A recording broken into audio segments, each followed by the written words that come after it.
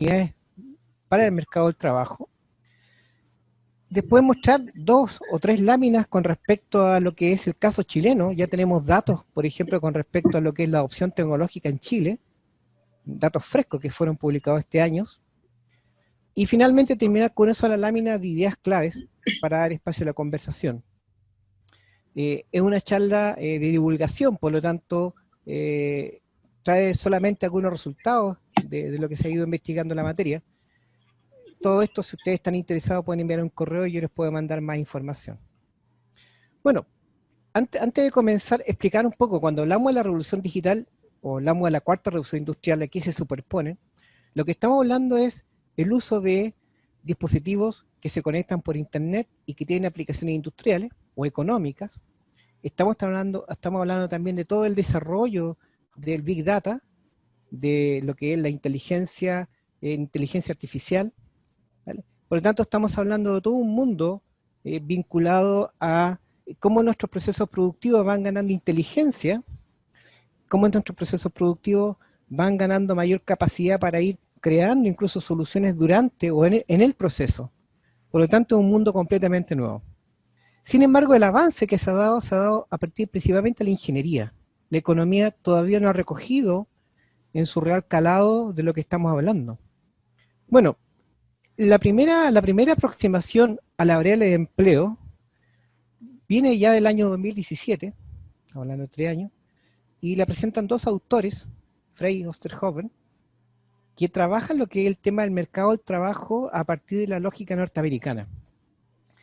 Ellos, ¿qué es lo que hacen? Identifican 9 tareas, entre las cuales está la destreza manual, la destreza a los dedos, la capacidad para manejarse en espacios pequeños, la percepción social, la capacidad de tener motricidad fina, la originalidad, por ejemplo, hablan de la persuasión, de la negociación, y calculan una probabilidad para cada una de esas tareas a partir de trabajos de diferentes expertos en la Universidad de Oxford.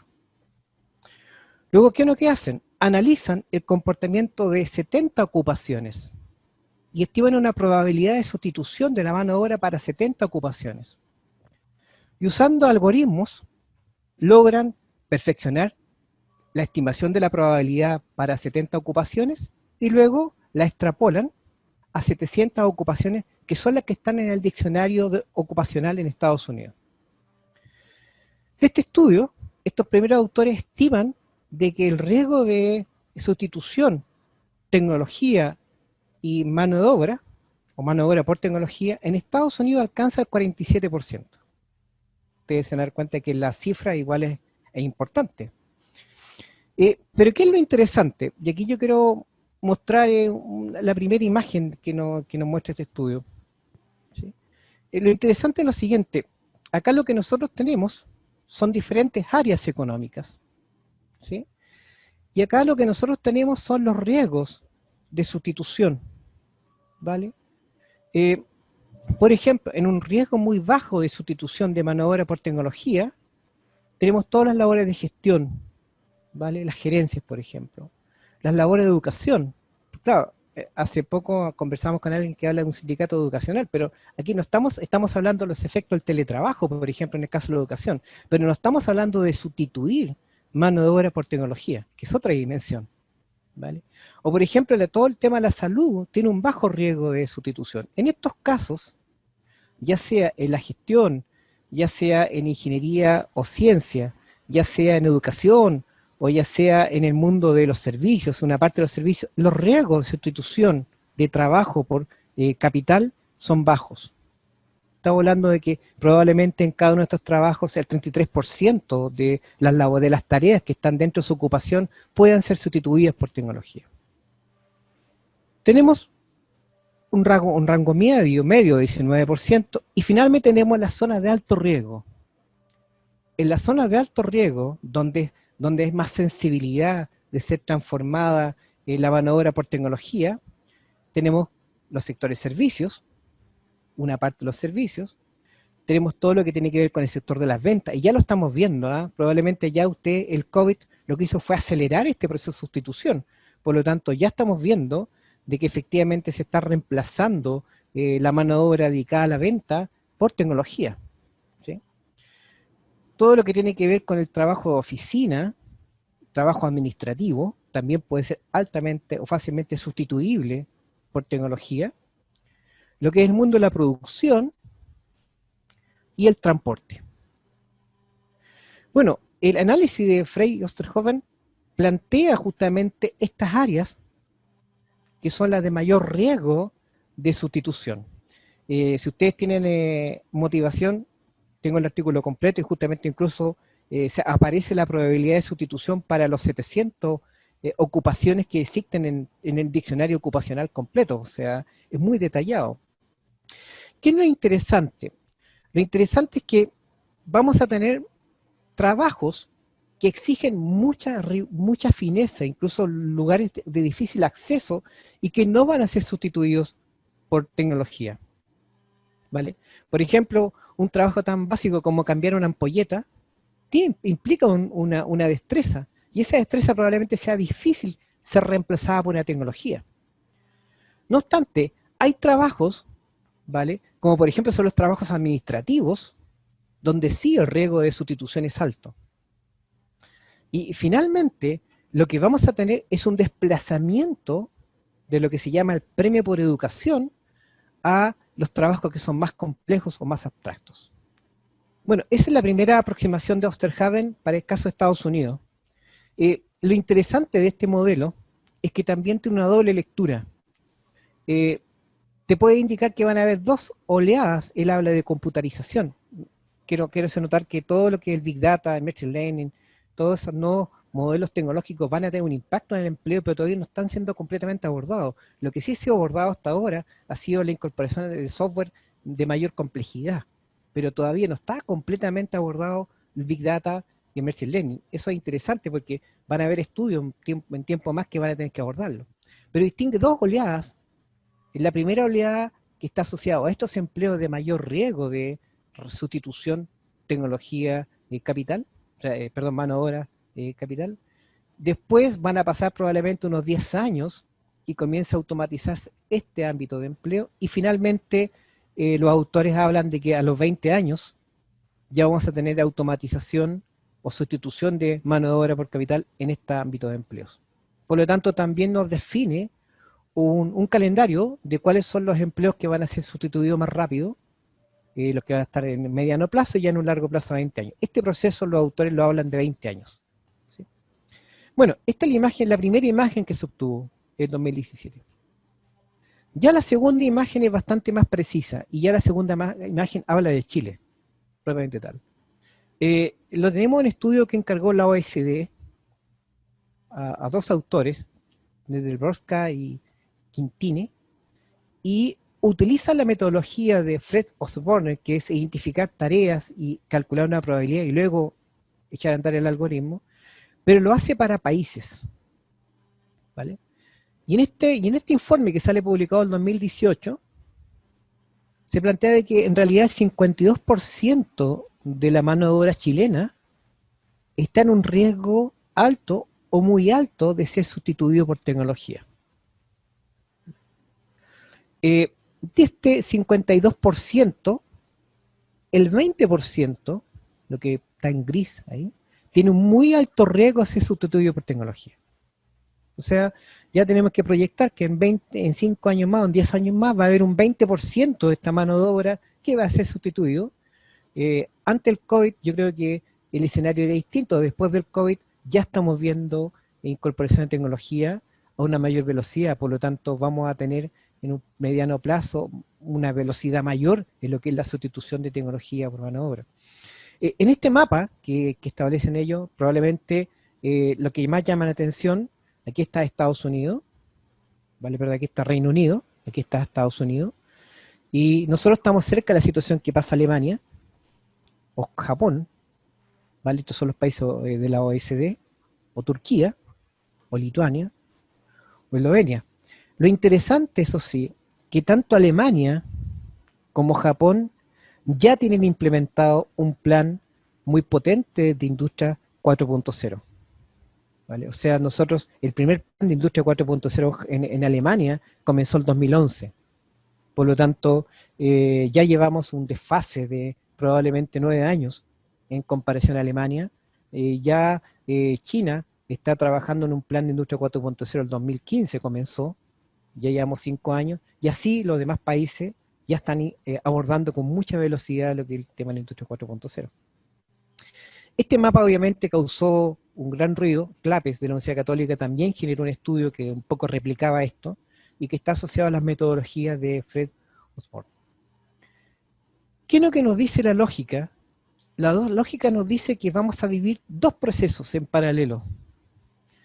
Si uno pudiera, y es la única lámina especulativa, el resto son pura evidencia, si uno pudiera identificar una variable tiempo, y este fuera empleo, lo que vamos a vivir va a ser un primer tramo donde vamos a tener una adopción de tecnologías por parte de las empresas van a incorporar tecnología, y producto de eso va a haber una sustitución de mano de obra por tecnología. En otros países, no más que en Chile, en la India, en Pakistán, en México, probablemente lo que vamos a tener es una relocalización de empresas. Recuerden que en la década del 90 las empresas norteamericanas se localizaron en México, se localizaron en la India, en Pakistán. Bueno, y ahora producto de este nuevo modelo de negocio probablemente se van a relocalizar. Y lo que vamos a tener es un aumento en las diferencias salariales, ¿sí? O sea, vamos a tener un segmento de la masa de trabajadores muy calificados que va a tener un premio muy alto por educación y que va a tener una alta renta. Y paralelo a ello, vamos a tener un aumento de la mano de obra que no calificada, que tiene muy bajas rentas y que va a trabajar en un modelo bastante más precario, ¿sí? Esas diferencias salariales la vamos a ver con fuerza, este aumento de diferencias salariales la vamos a ver con fuerza en este primer tramo, ¿sí? Y también vamos a tener un segundo tramo, ya de mediano plazo, donde la tasa de empleo va a subir, ¿sí? Y lo que vamos a ver acá son dos procesos, o tres procesos para ser más justo. La primera es que van a surgir nuevos modelos de negocios, ¿vale? Y algunos de estos modelos de negocios ya lo estamos viendo. La segunda es el desarrollo de nuevos empleos. Y la tercera, que ya se está comenzando a discutir y cada día va a ser más fuerte, vamos a tener un ajuste del sistema formativo. Lo que dicen los economistas en la práctica es que pasado ya una cierta cantidad de años, casi siempre se hablan de proyecciones de 20 años, la tasa de empleo, la tasa de ocupados va a ser mayor que la que tú tenías al origen, cuando comenzó este proceso, ¿vale? Por lo tanto, rayando para la suma, vamos a tener un incremento de la ocupación, pero con un periodo de adaptación y reorganización del mercado laboral muy fuerte. Ya hay algunos datos también que son interesantes. Hay un estudio de Sense, nuestra universidad tiene un observatorio laboral, el video del director, que ya han publicado ya una primera aproximación. Aquí hay tareas rutinarias, ¿vale? Que están con colores. Alta rutina es lo que está con amarillo, media rutina es lo que está con verde, con naranjo está la baja rutina y con verde más clarito, no rutinario. La lógica es que lo primero que se va a automatizar, obviamente, van a ser las tareas rutinarias, ¿cierto? Eso, ojo, eso después vamos a ver que es bastante relativo, porque no siempre va a ser así. Y lo que vamos a tener acá es, lo que tenemos en este eje son niveles educacionales. Y claro, a medida que aumentan los niveles educacionales, por ejemplo, con posgrado, la tasa de trabajo rutinario es muy baja, 1,6%, ¿vale? Por lo tanto, estos sectores que están acá son más difíciles que puedan ser sustituidos por mano de obra, ya sea la educación universitaria, la posgrado y la técnica, inclusive. ¿Cuál es el segmento que está con mayor riesgo de sustitución? Los sin educación, donde el 42% está, trabaja en labores que son rutinarias, y el 32% está en una zona de media rutina. Después, en el nivel de segundo básico a segundo medio, el 32% está en una zona de trabajo rutinario. Y yo diría que en esta zona, que es la frontera, recuerden que nosotros tenemos educación media obligatoria, probablemente vamos a estar hablando del 20% de gente que está con trabajo rutinario, ¿vale? Y un 38% de personas que están con medio rutina. Bueno, podemos identificar un target claramente que va a ser aquellas personas que no tienen calificación, que no tienen años de estudio y que su trabajo es intensivamente rutinario. Esas personas probablemente van a tener un mayor desempleo y esas personas están dentro de este 20% que definió el estudio de la OECD para Chile. Sin embargo, este es un aspecto de la historia. Un segundo aspecto de la historia es ver cómo las empresas van a poder incorporar tecnología 4.0, que es otra dimensión. Tenemos una que está asociada a la intensidad de la rutina en el trabajo y otra está asociada a en qué medida las empresas van a poder adoptar tecnología. ¿Vale? Y aquí tenemos factores que pueden frenar esta adopción. Bueno, los modelos teóricos hablan de 4 grandes dimensiones. Una dimensión tecnológica, donde efectivamente el que yo pueda acceder a ventajas relativas, el que yo pueda percibir desafíos muy altos para adoptar tecnología, o el problema de la compatibilidad, que es un problema muy frecuente en la pyme, pueden dificultar la incorporación de tecnologías 4.0. Yo creo que probablemente el factor de compatibilidad sea el más complejo, porque en una pyme la mayoría de mi parque tecnológico está obsoleto, y si yo quiero hacerlo conversar con tecnologías 4.0, va a ser muy grande la brecha, y probablemente este empresario pyme no va a poder acceder a esa tecnología. Bueno, una segunda dimensión está asociada a la organización, donde hay una relación entre tamaño y posibilidad de incorporar tecnologías 4.0. A mayor tamaño, la probabilidad es mayor, ya hay estudios sobre esto. El apoyo del líder es fundamental y la capacidad de absorción que tenga, las competencias que tenga la empresa para poder incorporar estas nuevas herramientas. Y finalmente está el nivel de competencia, la incertidumbre y los apoyos externos que pueden venir de las políticas públicas. ¿Qué quiero mostrar yo con esta imagen? Que no todas las empresas van a poder acceder a tecnología a una misma velocidad. Es muy probable que la micro, la pequeña y la mediana empresa no pueda acceder, ¿vale? ¿Y esto qué significa? Significa de que además vamos a tener empresas que no van a poder, y lo estamos viendo ahora con el COVID, hay empresas que no fueron capaces de adecuarse a las nuevas circunstancias incorporando plataforma electrónica, incorporando comercio electrónico, incorporando formas de trabajo en las que estamos hoy día. Bueno, ¿esto qué significa? Significa que estas empresas probablemente van a morir en el camino y probablemente tengamos también un aumento de la desocupación por el cambio natural del modelo. ¿Qué es lo interesante aquí? Lo interesante es que esto es un fenómeno mesoeconómico. Aquí no opera la macroeconomía en la teoría ni la micro, sino que es un fenómeno intermedio. Aquí es importante identificar trayectorias para poder focalizar la política pública, pero lamentablemente esas trayectorias, podemos tener una pyme, ¿vale? Pero con un empresario muy innovador y que adopte rápidamente tecnología, así como podemos tener una mediana empresa, una poco más grande, que tenga capacidad financiera, pero que su empresario no esté motivado con las nuevas tecnologías. Por lo tanto, no hay criterios claros para poder focalizar políticas. ¿Sí? Bueno, lo que sí está claro es que van a nacer nuevos modelos de negocio. Aquí traje a colación un artículo que salió el año pasado. Y nuestra forma de entender los modelos de negocio también van a cambiar. Aquí tenemos nuestra visión tradicional. Nosotros, la gente que viene del área de la economía, trabajó mucho más lo que era la cadena de valor. Y incluso hoy día los que son más jóvenes han trabajado los modelos de Canvas y otros más para identificar modelos de negocio. Claro, estos modelos parten del supuesto de que los actores están separados. O sea, por un lado está el productor, por otro lado está el consumidor, aquí están los procesos de innovación y por este lado está la opción de mercado. ¿Qué es lo interesante? Y aquí estaba nuestra cadena de valor clásica.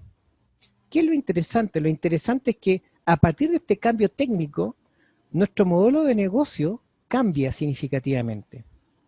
¿Qué significa esto? Significa que, por ejemplo, cuando se está haciendo Big Data para entender el comportamiento, por ejemplo, del consumidor, existe una probabilidad que los procesos de innovación se intersecten con la adopción de mercado. Es más, las empresas prácticamente van a fabricar a un pedido en función de lo que le indique el algoritmo de Big Data sobre el comportamiento del consumidor. Por lo tanto, si estas bases de datos son buenas y si aplicamos buenos algoritmos, no vamos a tener ninguna probabilidad de rechazo a nuestro producto. ¿Por qué? Porque el proceso de innovación estaba directamente vinculado a la adopción de mercado. Es más, esta distensión teórica del productor y el consumidor también se muere. Porque sucede que perfectamente bien el productor puede ofrecer un algoritmo para que una impresora en 3D que está al otro lado, que puede tener un consumidor, pueda imprimir algo. Es más, yo como productor tengo que procurarme de que los periféricos, lo que está asociado a los insumos que tiene este consumidor pueda funcionar bien. Por lo tanto, también se une el mundo del productor con el mundo del consumidor. Por lo tanto, nuestro paradigma para entender los modelos de negocio desaparecen, porque las tecnologías te permiten, tanto el Big Data como el Internet de las Cosas, como impresoras en 3D, etcétera, te permiten fusionar, mezclar el mundo del productor con el mundo del consumidor, la adopción del mercado con la innovación, y finalmente la empresa queda reducida a una red. A una red que lo que tiene que hacer es que el consumidor en lo posible alcance su objetivo. Bueno, esto es súper complejo, pero se está dando hoy día.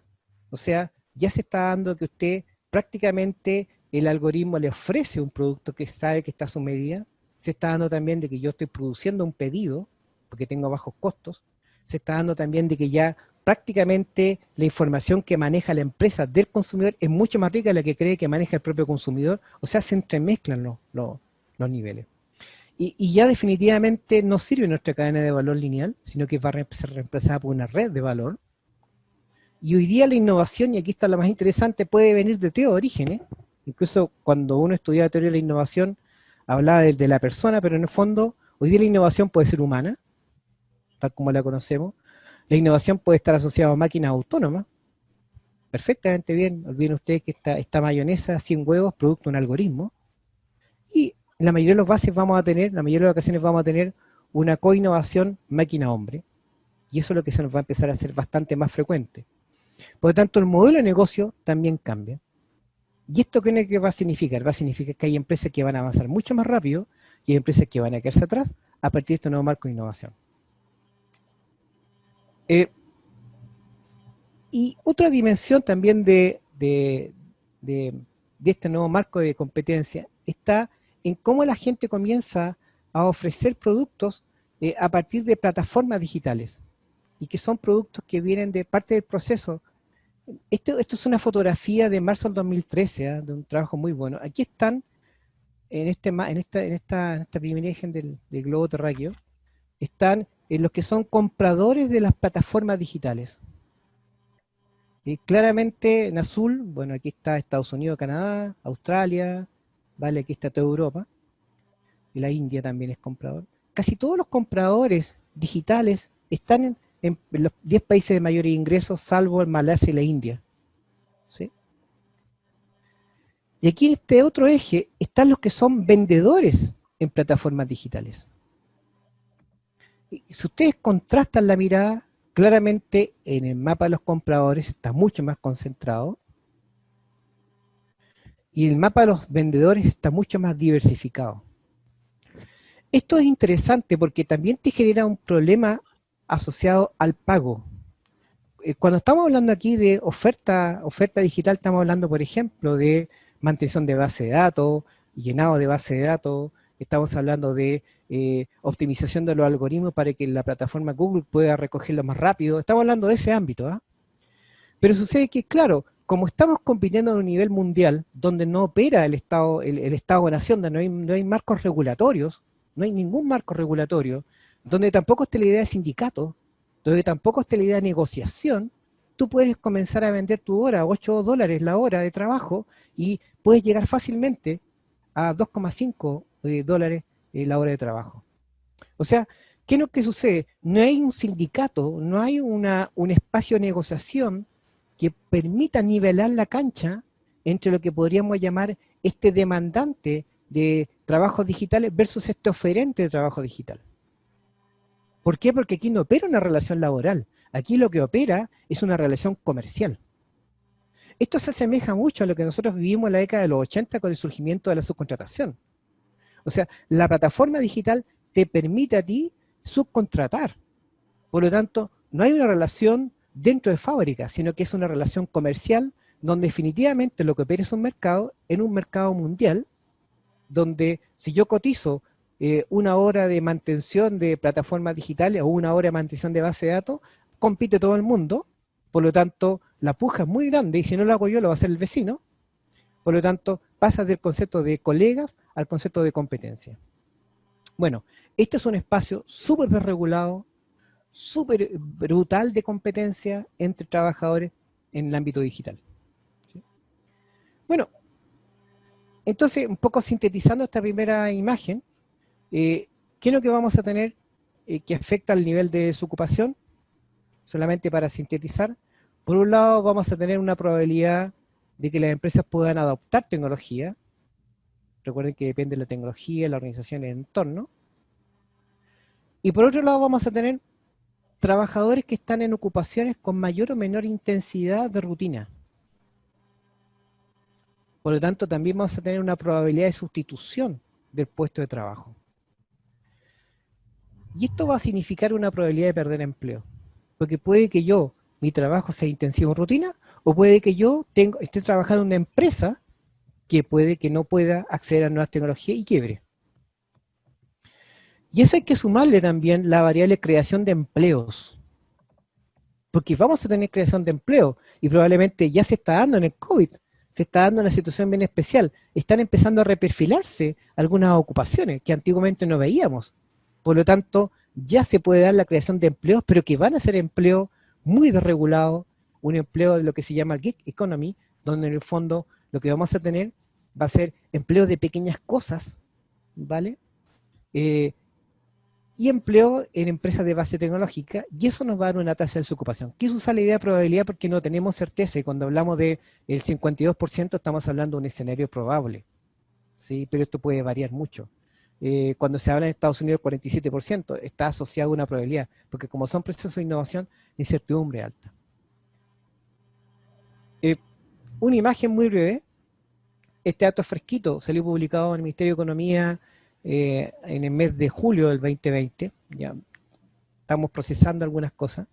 Aquí están las tecnologías clave, Big Data, radiofrecuencia, Cloud Computing, área de seguridad informática, que tuvimos el tema del Banco Estado hace poquito y nos crujió un poco a todos.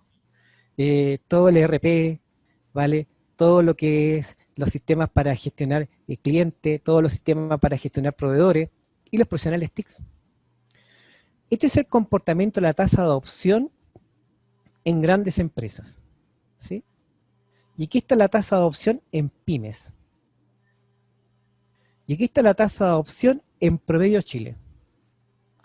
Y para contrastar una frontera tecnológica, aquí está el promedio de adopción de las mismas tecnologías, pero para la OECD. Por ejemplo, en Big Data, el 7,2% de las grandes empresas tienen Big Data, o accedió en 2018 a algún servicio Big Data. En las pymes, esto es un 1,7%. Aquí ya ustedes pueden ver de manera directa la dispersión al momento de acceder a la tecnología. Efectivamente, la gran empresa puede acceder a tecnología Big Data y la pyme en un 1,7% de todas las pymes pudo acceder a Big Data. En Chile en promedio es un 2%, en tanto en las empresas en las empresas que están en la OECD, el promedio es un 13%. O sea, el salto tecnológico que tenemos que dar nosotros para nivelarlos con los países de la OECD es del 6,5%. Es 6,5 veces, perdón, 6,5 veces. O sea, es un salto muy grande para poder alcanzar ya el estándar que tienen hoy día los países de la OECD en adopción de Big Data. Por ejemplo, todo lo que es el mundo de los sensores, que es muy importante, ¿vale? En las grandes empresas son 22%, en las pymes son 4%, nótese la diferencia. Promedio Chile un 6%, en la OECD es un 14%. O sea, el salto que tenemos que dar para poder ser competitivos dentro del contexto de la OECD es 2,3%. Los servicios de nube, ya las empresas chilenas tienen una buena aplicación de servicios de nube, un 50% las grandes, un 18% las pequeñas, promedio 21%, la frontera OECD un 30%, por lo tanto está dentro de la norma.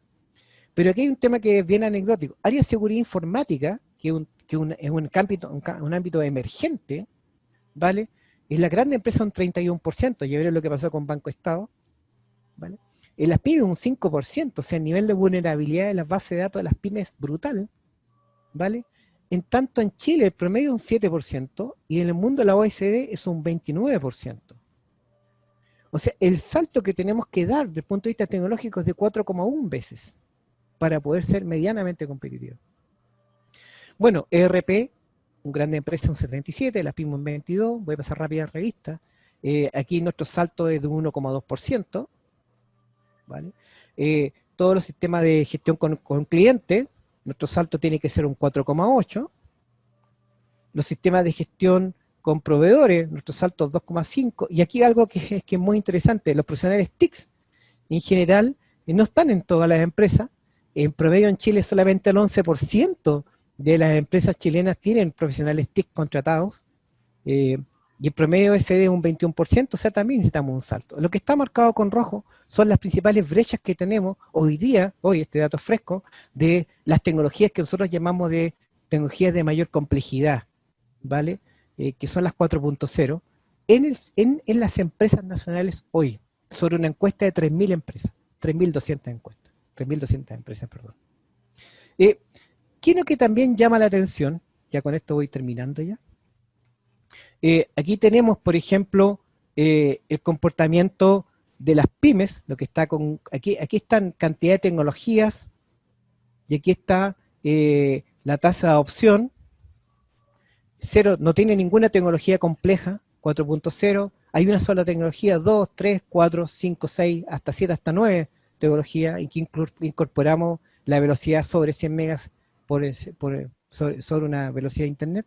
Bueno, si se dan cuenta, la mayoría de las pymes, el 59% de las pymes no tiene ninguna de las tecnologías que hemos conversado.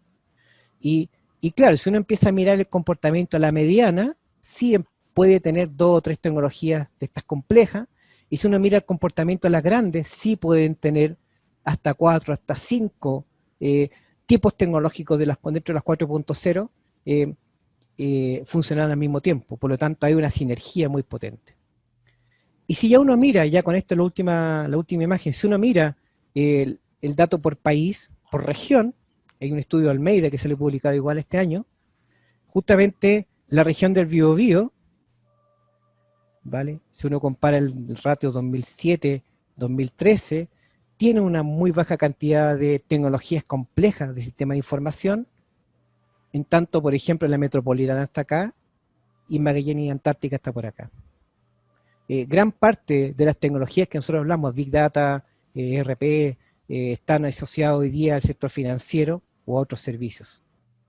Por lo tanto, también hay una disparidad interregional. Y ahora sí, la última lámina. Ojo, no hay que mirar, el tema de las 4.0 con miedo.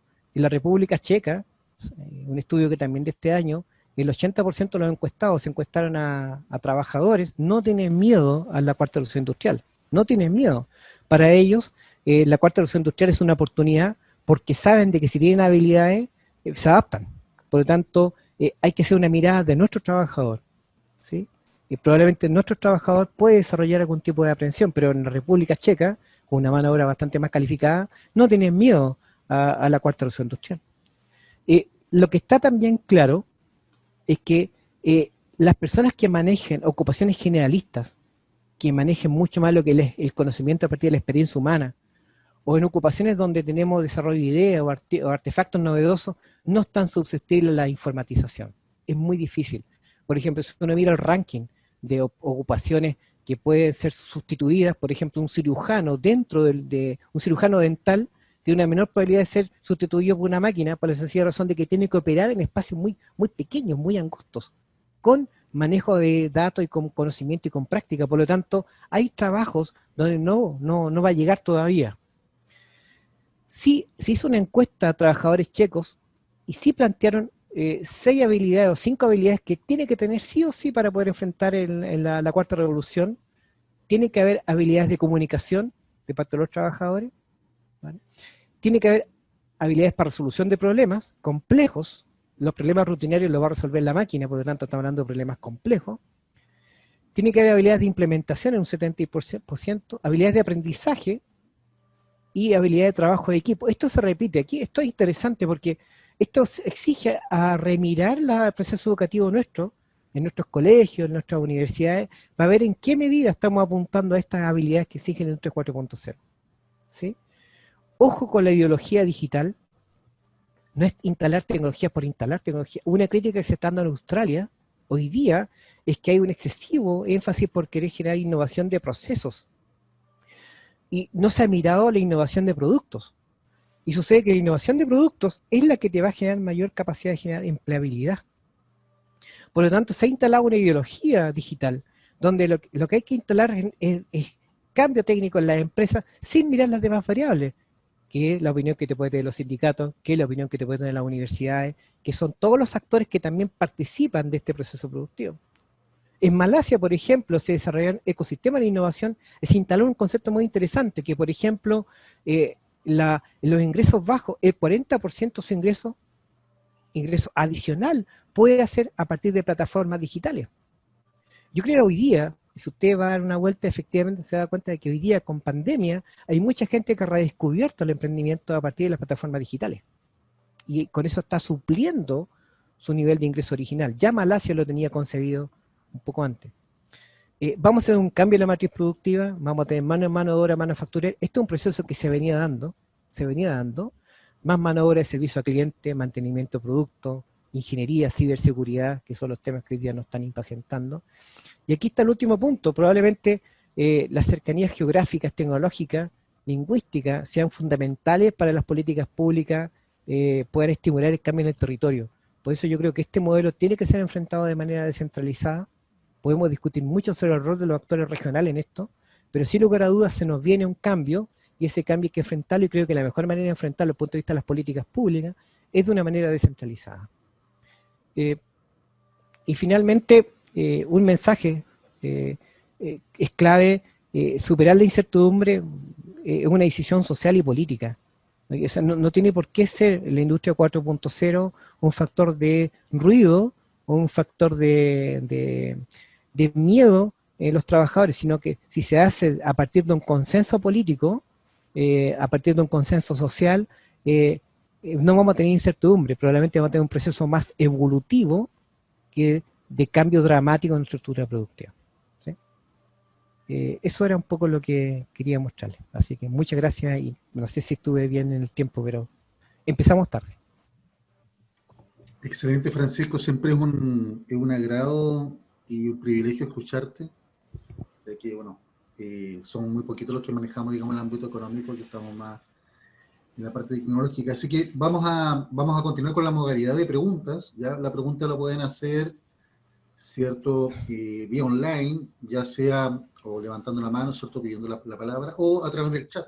Así que no sé si alguien tiene alguna pregunta que le quiera hacer a Francisco con respecto o comentario también. Comentario también.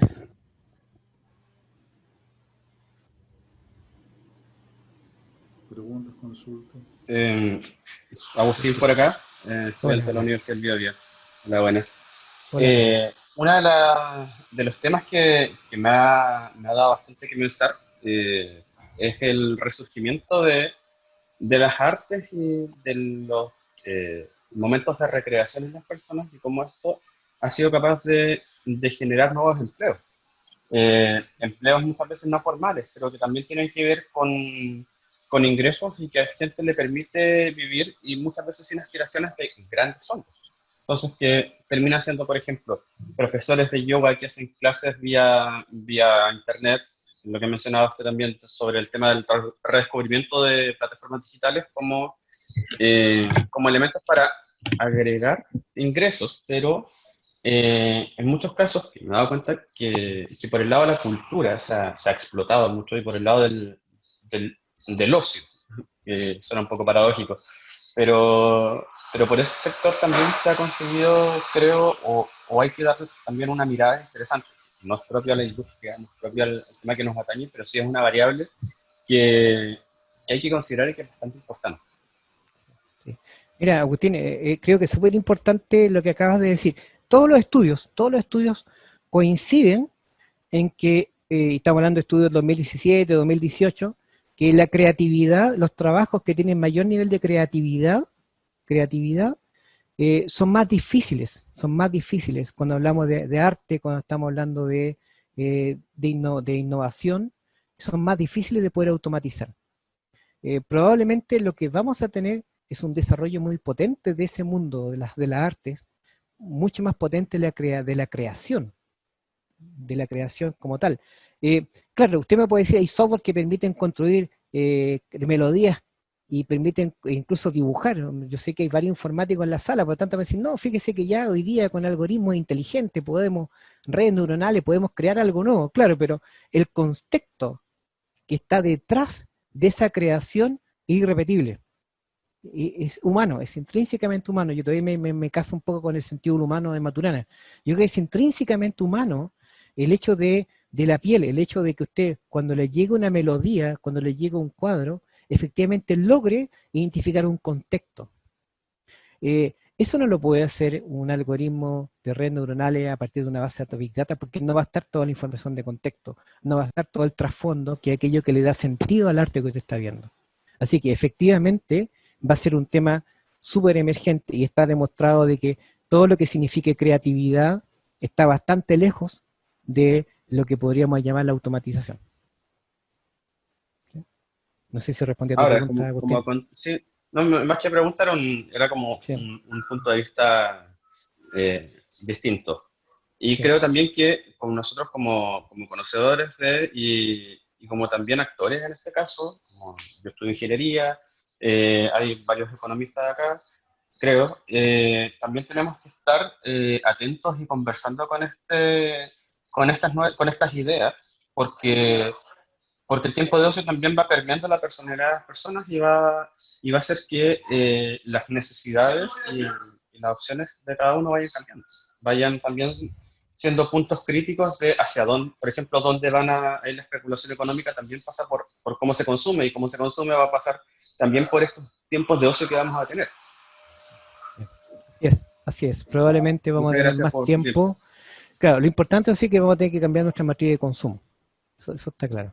Así que, gracias. No sé si hay más preguntas, Claudio, ahí. Otra Yo quiero. pregunta. ¿Sí? Karen. Hola, ¿me Hola, Karen, escucha? ¿cómo está usted? Tanto Profesor, tiempo. así es, Gusto. tanto tiempo, ¿cómo está? Bien, gusto conocer, gusto saludarla. Ya hace muchos años. ¿Cómo Así está? es, y estoy súper bien trabajando en Sí, Santiago, sí teletrabajo, sé, sí sé. y un gusto saludar a mi profesor. Tengo una pregunta para él. Cuénteme nomás. ¿Hay proyectos en la Universidad del Biobío que apoyen a las pymes para que adopten las nuevas tecnologías estas de la E4.0? Ah, muy buena O pregunta. que apoyen y que apoyen de alguna manera a algún área de la cadena de valor de las pymes, ya que usted es un defensor de la economía local. Sí, Entonces me así refiero es. mucho a las pymes de allá. Sí, yo creo y lamento decirte que hoy día lo que tenemos no es un trabajo directo, así sistemático de transferencia tecnológica en el ámbito de las pymes. No existe un trabajo sistemático que yo te puedo decir, sabes que alguna universidad apadrinó a un tejido productivo para que en función de un diagnóstico nosotros podamos decir, sabes que el tejido productivo de las pymes que están ubicadas en el barrio norte de Gran Concepción puedan en tal nivel de frontera tecnológica puedan dar un salto tecnológico. No existe un trabajo, solamente lo que tenemos son las transferencias que tienen habitualmente nuestros profesores vinculados a transferencias tecnológicas en grande, mediana y pequeña empresa, o grupos de investigación. Creo que hay un tema ahí y que afecta a lo que es la vinculación con el medio de la universidad. En un futuro, me imagino que la universidad, y estaba aquí un alumno que está trabajando en el caso Linares, en un futuro la universidad, por ejemplo, podrá apadrinar un grupo de empresas pymes en un sector determinado, en un territorio determinado, y podrá dar un salto tecnológico con ellas, de manera tal de asegurar su competitividad con calidad de vida para la población. Es un tema que está al debe. Nuestras articulaciones hoy día han sido más puntuales. Ahora, ¿por qué pasa eso? Porque tampoco no tenemos hoy día un instrumento de política pública que permita abarcar toda esa dimensión. Entonces, estamos hoy día en un trabajo fragmentado y es por eso que es importante instalar esto en la mesa, porque hoy día el sector que está quedando tras manos con el cambio técnico va a ser la MIPE, ¿vale? Las grandes se van a arreglar solas. La MIPE es probablemente el sector que va a estar más atrás mano. Así que es válida la pregunta y es un poco lo que yo te puedo aportar, Karen. Lo sé, además la Universidad del Bío Bío también sé que cuenta con una incubadora de negocio, pero está enfocada mucho más al nacimiento del negocio y ya esto tiene que ver un poco más cuando la empresa ya está, de manera de apoyarla con nuevas tecnologías o hacer alguna alianza con Microsoft que tiene tecnologías que son muchas veces gratis para las universidades y que pueden apoyar la investigación. Hay programas que no sé, desde Python, que ayudan a hacer algoritmos R, que son gratis ya, a Power BI, por ejemplo, de Microsoft, o SQL Server, que son herramientas que existen y uno puede crear valor con ellas y además se pueden empezar a utilizar gratis. Sí, sí.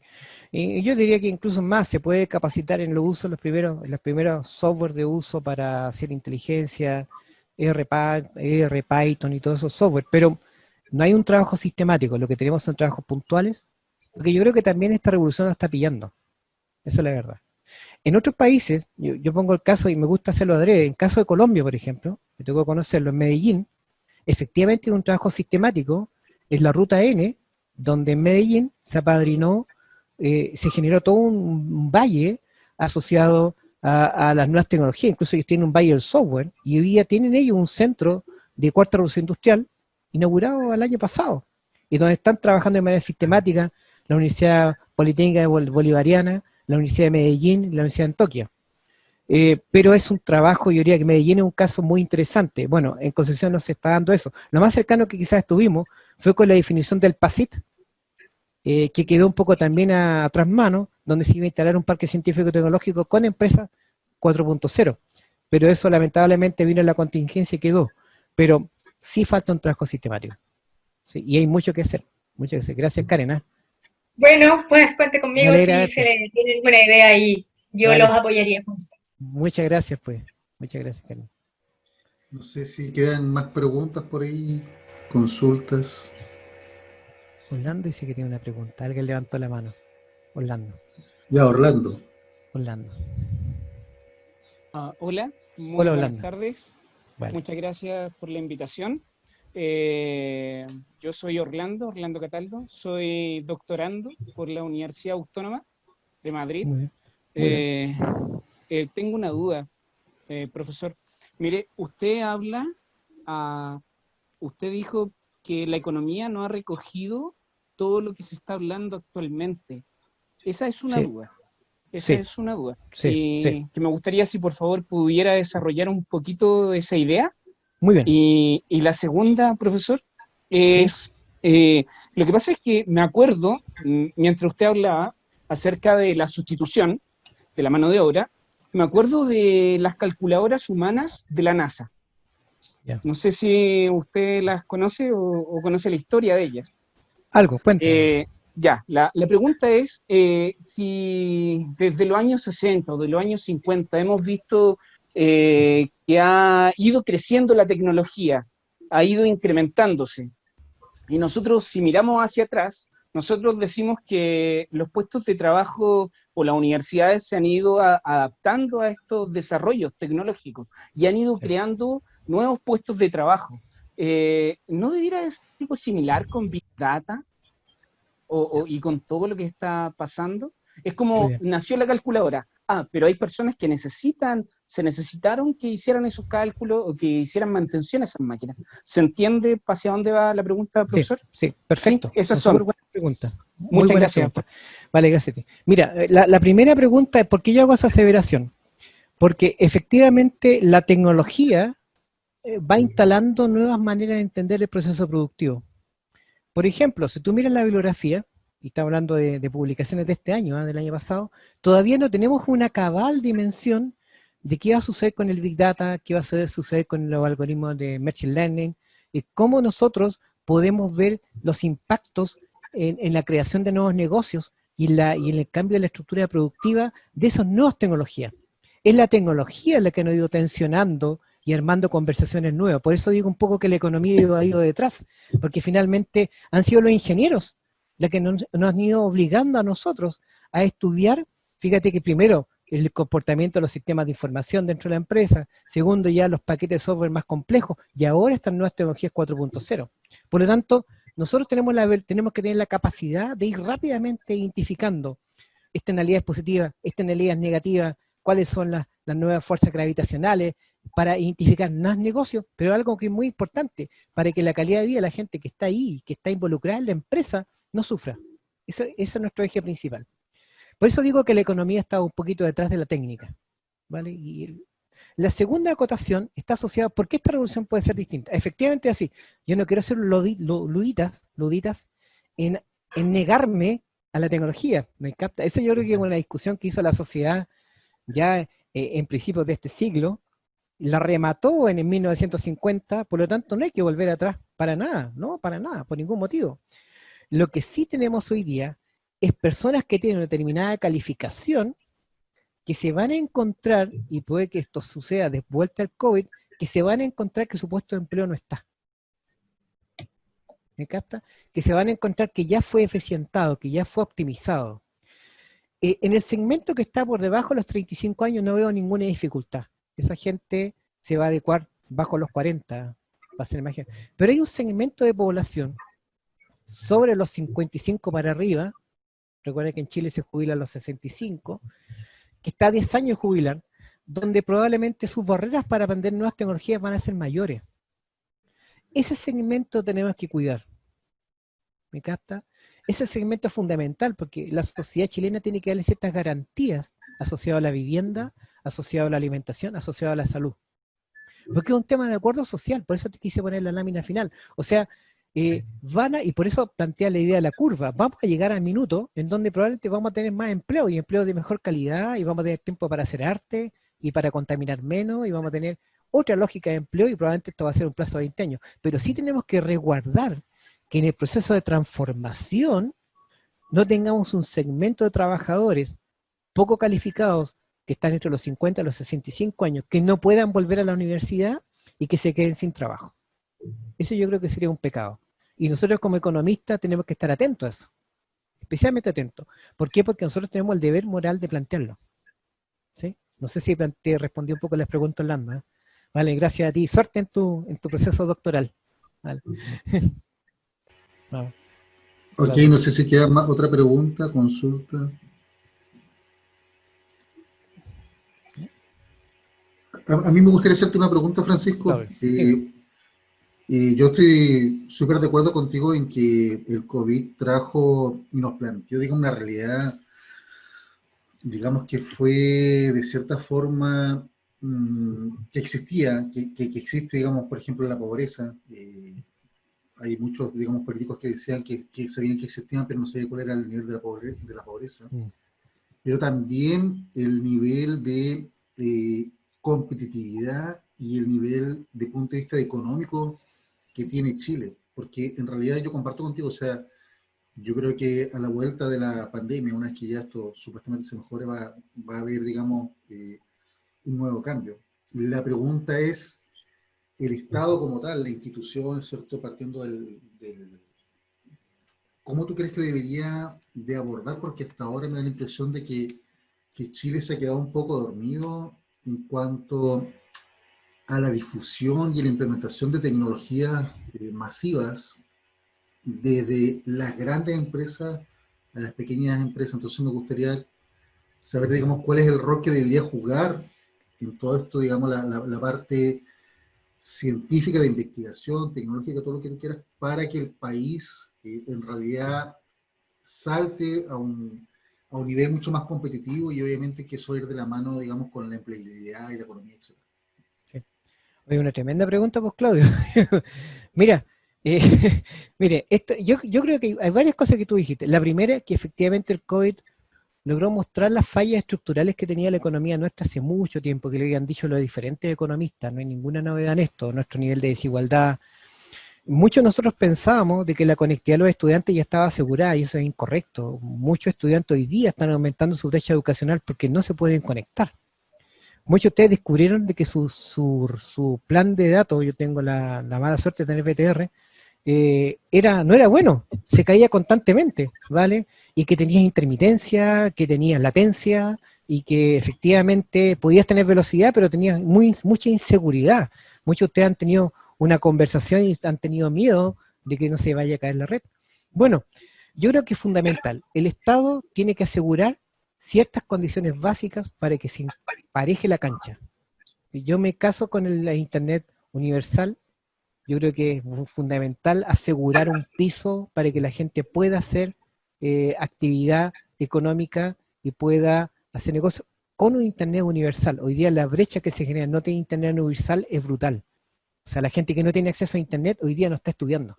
Es así de seco. ¿Vale? Yo creo que lo segundo es generar un plan discrecional. Así digo yo, discrecional, aunque suene un poco antiliberal, discrecional de apoyo a la pyme. Específicamente a ese porcentaje que hoy día está con un 1% de acceso a tecnología, para que dé un salto nivelándolo a la pyme. Eso es fundamental. ¿Por qué? Porque sucede que yo lo que voy a tener en 10 años más va a ser nuevamente la concentración a partir de la tecnología. Muchos han estudiado eso, cómo la tecnología concentra a veces. Y va en el sentido contrario. A nosotros se nos vende una idea romántica la tecnología, todo acceso universal a Internet, que Internet puede navegar en todas las páginas, pero sucede que hay motores de búsqueda que concentran con algoritmos los sitios que yo voy a visitar. La gente que publica en Facebook sabe de que Facebook también con algoritmos puede condicionar lo que yo voy a ver. Bueno, hay un libro muy hermoso de Peirano sobre eso, sobre el enemigo conoce el sistema. Hay otro libro muy bueno de análisis, arma de destrucción matemática, de Cathy O'Donnell, muy fantástico, que te muestra las imperfecciones que tiene justamente esto que le llamamos una panacea ideológica. Por lo tanto, es importante mirar a las pymes. Tercer lugar, es importante que tengamos un organismo de la sociedad civil que vele porque los algoritmos que se aplican respondan a ciertos marcos de derechos humanos. O sea, yo no puedo discriminar a una persona por el barrio en que vive. Yo sé que hay una abogada, no sé si está presente, no lo puedo hacer. Bueno, sucede que cuando yo pregunto el lugar donde vivo, se gatilla en un conjunto de algoritmos donde efectivamente yo discrimino ya colocando la primera letra. Por lo tanto, necesitamos tener inteligencia para poder ver que esta nueva cancha se empareje. O sea, en conclusión, el Estado tiene que dejar de ser árbitro y tiene que ser capaz de jugar dentro de esta nueva cancha tecnológica. Si no, no tiene sentido. De verdad no tiene sentido. Pero no puedes parar la tecnología. No puedes parar. Eso está claro. ¿Sí? Hay una consulta ahí. Gracias, Claudio, por la pregunta. Fue una pregunta oceánica. La próxima pregunta nos sí. pueden... Está Dago, dice ahí. ¿Dago? Dago dice, ¿cuál debería ser la actitud que se debe tener para enfrentar estos nuevos tiempos y enfrentar los nuevos retos laborales en tiempos de automatización digital? No, la actitud más proactiva. Dago, una muy buena pregunta. Yo me pongo en los zapatos de aquella persona que tiene 55 años y que de repente puede sonar algo... Mira, leía que efectivamente la primera innovación del año 1600, una cosa así, era una máquina redonda para hacer panties medias. Y lo primero que hizo la reina Isabel I fue rechazarlo, Elizabeth, fue rechazarla porque iba a tener un impacto social. Estaba hablando de aquella época, ¿vale? Bueno, primero que todo, tener una actitud proactiva. Debe entenderse que la gente va a volver a la universidad durante todo lo largo de su vida. Si una persona se queda sin trabajo a los 55 años, y eso está pasando en países nórdicos, debería volver a la universidad, a reciclarse, debería volver a la universidad a tomarse un tiempo, a remirar. Por lo tanto, tiene que estar abierto a repensarse, a reinventarse. Y una particularidad que tiene esta gig economy, esta economía de las partes, es que efectivamente te permite a ti, por la vía de plataforma, comenzar a vender servicios de manera personal para aquella persona, por ejemplo, que se quede sin trabajo. Estoy pensando en, mira, lo que pasó con Uber. Mucha gente usó el Uber como un complemento a su renta. O, por ejemplo, vamos a tener después cuidado de adultos mayores en plataformas digitales. Me parece que ya hay. O sea, vamos a tener todo el desarrollo de pequeños empleos que nos van a permitir sobrevivir, ¿vale? Gracias al uso intensivo de la plataforma. Bueno, tiene que esa gente que tiene 55 años adaptarse a ese nuevo ámbito de manejo tecnológico. O sea, no hay que enfrentarlo con miedo. Cuando tú me das cuál debería ser la actitud para enfrentarlo, no. Tiene que ser de manera proactiva y el Estado y la universidad tienen que estar para ayudarte. ¿Sí? ¿Y cuál es el plan de contingencia que tiene el sector económico para ayudar a la sociedad que no ha adquirido un título profesional o que tiene una labor rutinaria. Ojo, muy importante, lo que se ha demostrado es que cuando se instala nueva tecnología, muy buena tu pregunta, Antonio, muy buena tu pregunta, está en el chat, cuando se instala nueva tecnología, lo que se produce es que se desplaza los trabajos que están en la zona intermedia, labores administrativas, por ejemplo, labores de cruce de datos, ¿vale? Eso es lo que se está desplazando. Pero lo que está generando es el desarrollo de trabajos que no son calificados. Y lo que se ha demostrado hoy día es que efectivamente hay un tipo de empleo no calificado que un poco surge de la espontaneidad del mercado laboral. No sabe qué va a traerme esto, no sabe qué tiene que hacer esto, tiene que ir a ver esto. Eso no lo va a reemplazar usted. Lo que está sucediendo es que el cambio técnico le está dando fuerte a los ingresos medios. Y sucede que el ingreso más bajo, esto es lo que está, hace pocos días, los ingresos más bajos efectivamente están viviendo a partir de esta economía de los restos, o sea, labores que no pueden ser automatizadas, pero que efectivamente van a recibir un empleo muy precario. Antonio, tú hiciste la consulta, ¿cierto? No sé si te entendí bien. ¿Sí? Entonces, para ese tipo de personas probablemente va a haber un mercado del trabajo, pero que va a ser precario. Ahora, sí puede haber una recalificación, como bien dices tú, para certificar oficio, y eso también la universidad y el Estado puede ayudar. Pero, ojo, lo que está sucediendo hoy día es que la incorporación de tecnología está afectando a aquella persona que hacía trabajo rutinario, pero en el mundo administrativo, por ejemplo. Y esas personas han tenido que moverse hacia arriba o hacia abajo. ¿Sí? Así que eso es más o menos lo que te puedo aportar. Muchas gracias, Antonio. No sé si hay más preguntas. Aquí parece que apareció otra pregunta en el chat. ¿Sí? Ah, no, era la misma de... ¿Era Antonio? Sí, Antonio. No sé si queda alguna otra pregunta, consulta, acotación en el profesor. Bueno, yo simplemente cerrar un poco, no sé si hay más preguntas, por mientras surge alguna pregunta, decir que todo esto son noticias en desarrollo, por lo tanto, estamos hablando sobre noticias que están sucediendo ahora, y puede que en el próximo año, si nos juntamos, tengamos otra visión de las cosas, así que es parte lamentablemente de trabajar temas que son nuevos, así que no sé si hay más preguntas. Bueno, parece que ya no hay más preguntas. Muy bien. ¿No? No hay más preguntas, parece. Ok, bueno, entonces le damos muchas gracias a los asistentes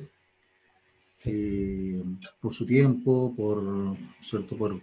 También por las intervenciones, por las preguntas, que también obviamente ayudan a enriquecer, ¿cierto?, la charla, y obviamente, y en particular a Francisco, que siempre es bueno escucharlo, ¿cierto? Esta visión tan genérica que generalmente los que estamos en una disciplina un poco más encerrados, escapamos un poquito de esa visión, así que es muy interesante siempre escucharlo. Y lo dejamos invitado entonces para la próxima charla que vamos a estar difundiendo, ¿cierto?, por las redes sociales y por los otros mecanismos que estaremos utilizando. Así que quedan todos invitados y nos vemos en la próxima reunión. Muchas gracias por todo. Hasta luego. Muchas gracias por invitarme. Nos vemos.